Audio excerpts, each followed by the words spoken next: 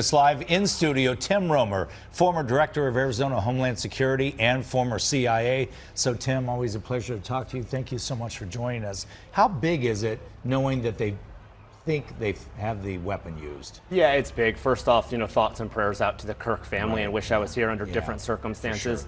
Sure. Nothing I'll talk about is trying to place any blame or just play Monday morning quarterback. However, let's focus on the facts right now. It is a significant step to hear the FBI and local law enforcement give a briefing that they have a person of interest. That is a good thing.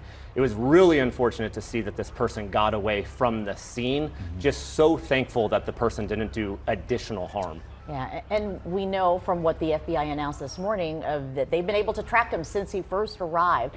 Talk about the security or lack of it, because I know there's always been debate before. Do we need more security? That was just brought up among some political figures, just this week. Right, and we can all play Monday morning quarterback. There's no such thing as 100% security. You can't stop every person and every bullet out there. However, there's a lot that you can do ahead of time. The number one thing that you can do these days is practice and plan ahead and team up. So for example, a local university's law enforcement and their police force is not going to be enough on their own. This is why we train so much across different jurisdictions in police departments, county sheriffs, and federal partners. You need additional help when it comes to securing events like this, and I don't know if they had it ahead of time. So how do they even start on this investigation? They have the gun, they said they have a footprint impression. I would imagine that they're asking for the public's help. That's got to be pretty crucial. It is. The public help is great with stuff like this. You've even seen on social media where people start to point and point out. I think one of the things that did not help law enforcement in this scenario, which is actually a good thing for the public, but didn't help law enforcement, is that the shooter only shot one shot. So the one shot goes out, that person takes off. There wasn't multiple shots. There wasn't the ability to people to look around and try to figure out where it went from. Now, I don't know this for a fact, but based on what I've seen, it looks like there was a little bit of confusion there, thinking that that one shot may have come from the crowd, because it appears that they took into custody two additional suspects of interest that were not the actual shooter.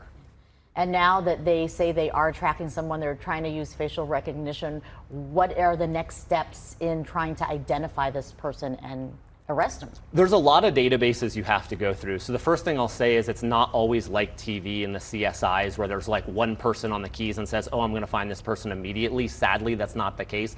There's a lot of databases and a lot of different jurisdictions to go through. For example, you don't know what state the person is from. You don't know exactly what you're going with yet. You wouldn't even know nationality, for example. So utilizing technology is going to be key. This is why we have to utilize technology more on campuses around the country to be able to track weapons, track shooters, and do it in a way that really protects everybody on campus.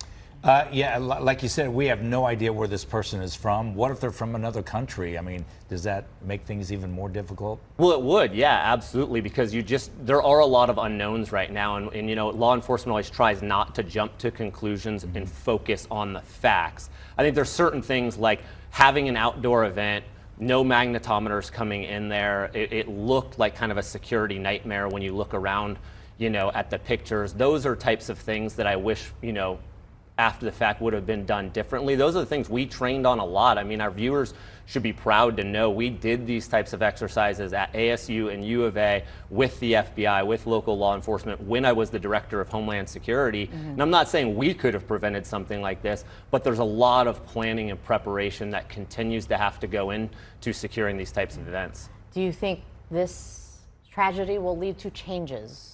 Boy, I hope so. We have to learn from it. It's very sobering on 9/11 to be having this conversation. The national security and Homeland Security, even local law enforcement, changed a lot from 9/11, and we had to. Even the Arizona Department of Homeland Security and every Department of Homeland Security around the country was created after 9/11. That's key. I think what I really need to see as a security professional and people, and as a father, need to see more technology being utilized on college campuses around the country. Like at GMI, we partner with a lot of different technology companies. Volt AI is one of them. We have to utilize artificial intelligence and things like that. Does not violate anybody's privacy. It doesn't use facial recognition even, but we have to utilize technology to help secure our campuses. That's one of the things I'd love to see change.